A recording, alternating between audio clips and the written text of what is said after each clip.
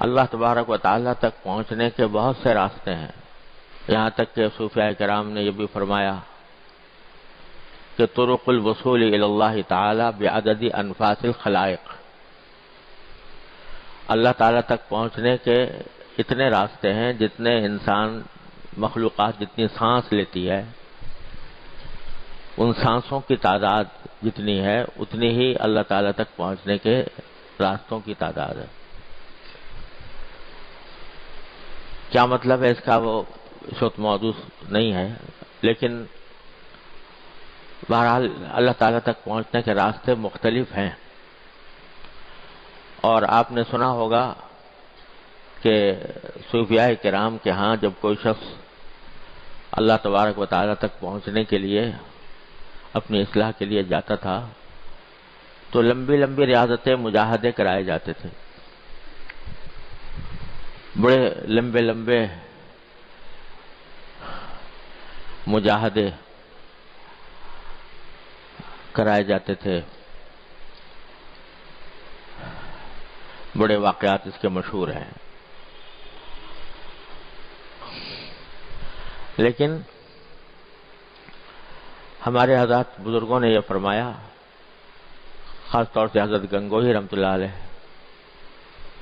حضرت مولانا قطب الارشاد حضرت مولانا گنگوہی رحمۃ اللہ علیہ نے فرمایا کہ سارے راستوں سے سب سے زیادہ آسان بھی اور مفید بھی اور اجمل بھی اور اکمل بھی راستہ ہے اتباع سنت۔ رسول کریم سرورت عالم صلی اللہ علیہ وسلم کی سنت کی اتباع اپنے زندگی کے ہر شعبے میں، صبح سے لے کر شام تک کی جو زندگی ہے اس میں ہر ایک شعبے میں نبی کریم سرورت عالم صلی اللہ علیہ وسلم کی اتباع یہ ایسا طریقہ ہے جو آسان بھی ہے اور سب سے زیادہ مفید بھی ہے۔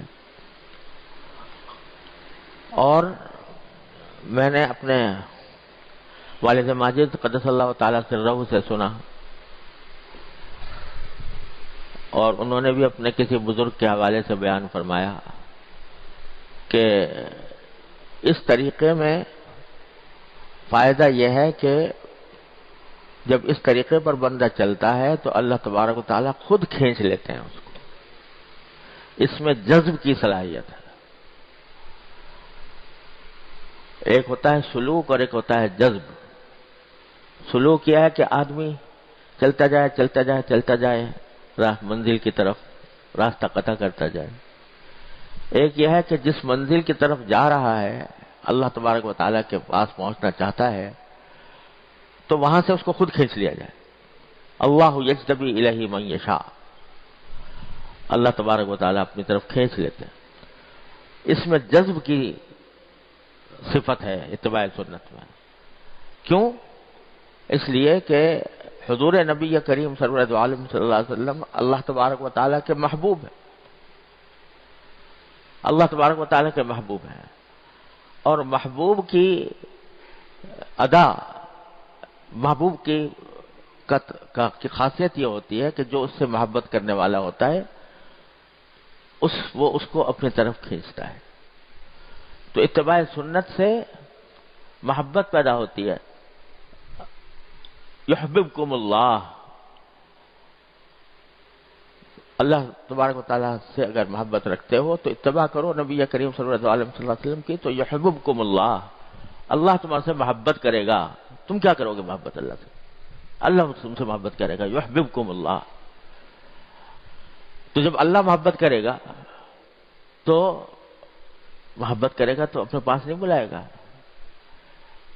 ہونا تو یہ ہو چاہیے کہ ہم محب ہوں وہ محبوب ہو، ہم محبت کرنے والے ہوں وہ محبوب ہو، لیکن اتباع سنت کے نتیجے میں وہ محب بن جاتے ہیں، ہم محبوب بن جاتے ہیں۔ اتبعونی یحببکم اللہ، تو جب اتباع کر رہے ہوں گے تو اس وقت اللہ تبارک و تعالی محبت فرمائیں گے، تم محبوب بن جاؤ گے، اور محب جو ہوتا ہے وہ اپنے محبوب کو اپنے پاس کھینچتا ہے۔ لہذا اتباع سنت وہ راستہ ہے جس میں اللہ تبارک و تعالیٰ خود اپنی طرف کھینچ لیتے ہیں. اور سنت جس قسم کی بھی ہو، چھوٹی ہو بڑی ہو،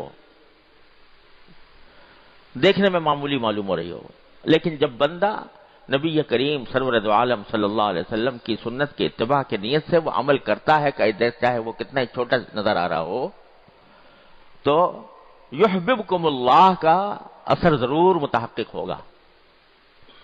میرے شیخ حضرت عارفی قدس اللہ تعالی سرہ فرمایا کرتے تھے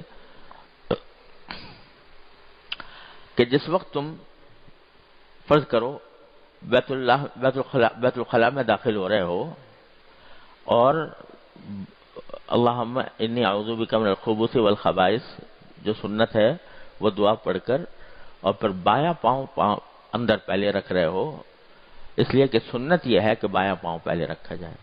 جس وقت یہ عمل کر رہا ہے اس وقت تم اللہ کے محبوب ہو، اس واسطے کہ اللہ تعالیٰ نے فرمایا یحببکم اللہ، اللہ تعالیٰ محبوب کرے گا. مسجد میں داخل ہوتے وقت جب دایاں پاؤں رکھ کر داخل ہو رہے ہو نبی کریم صلی اللہ علیہ وسلم کی سنت کی اتباع میں، اور اللہم افتح لی ابواب رحمتک کہہ کر داخل ہو رہا ہے، اس وقت تم اللہ کے محبوب ہو. بات ساری کیا ہے کہ تنبہ ہو جائے، غفلت سے تنبہ کی طرف آ جائیں اور جو عمل کریں وہ نبی کریم صلی اللہ علیہ وسلم کی سنت کے اوپر عمل کرنے اتباع کی نیت سے کریں، تو پھر محبوب ہو تم اللہ کے. تو اس لیے اتباع سنت سب سے زیادہ قریب ترین، سہل ترین، مفید ترین راستہ ہے اللہ تبارک و تعالی تک پہنچنے کا. حضرت مجدد صاحب رحمۃ اللہ علیہ، حضرت مجدد الفسانی رحمۃ اللہ علیہ فرماتے ہیں، میں نے اپنے شیخ سے بار بار سنا رحمہ اللہ تعالی، وہ فرماتے ہیں کہ میں نے الحمدللہ جتنے علوم ظاہر تھے ان سب کی تکمیل کی، حدیث فقہ تفسیر، حدیث فقہ، عقائد، کلام، جو کچھ بھی علوم ظاہر تھے سب پڑھے، اللہ نے اس میں مجھے کمال تک پہنچایا.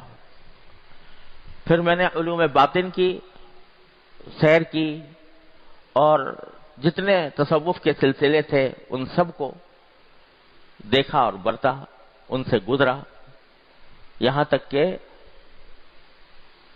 ایسی مقام پر پہنچا کہ لوگ اس کے سامنے کہوں، کوئی کہے گا کہ یہ زندیق ہو گیا، کوئی کہے گا کہ یہ ملحد ہو گیا. لیکن واقعہ یہ ہے کہ میں اس مقامات تک پہنچا، یہاں تک کہ ایک مرحلے پر مجھے یہ فرمایا انہوں نے کہ خود مجھے نبی کریم سرور عالم صلی اللہ علیہ وسلم نے خلعت پہنایا.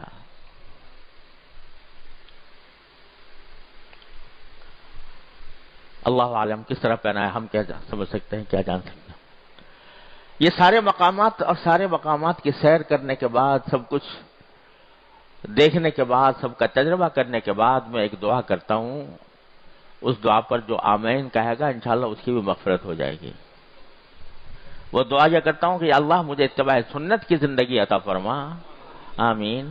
یا اللہ مجھے اتباع سنت ہی پر زندہ رکھ، آمین. اے اللہ مجھے اتباع سنت ہی پر مجھے موت عطا فرما، آمین. تو سب سے قریب ترین راستہ اتباع سنت کا ہے.